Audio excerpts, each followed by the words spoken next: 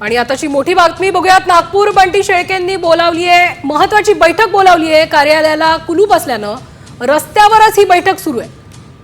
नागपूरमध्येचे काँग्रेस पराभूत उमेदवार बंटी शेळके यांनी काँग्रेस प्रदेशाध्यक्ष नाना पटोलेंना आव्हान दिलंय. कारण कारणे दाखवा नोटीस बजावलेली असताना देखील बंटी शेळके यांनी देवडिया भवन इथे काँग्रेसच्या नगरसेवकांची बैठक बोलावली आहे.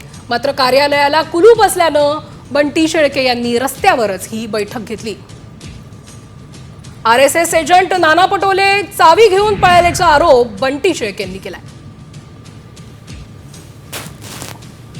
काँग्रेस पक्षाचं जे कार्यालय आहे हे पक्षाचं कार्यालय आहे आणि मी पक्षाचा जे आहे राष्ट्रीय मी महासचिव आहे. हे काही भारतीय जनता पक्षाचे पदाधिकारी किंवा आरएसएसचे एजंट नाही आहे. हे सर्व काँग्रेस पक्षाचे पदाधिकारी आहे.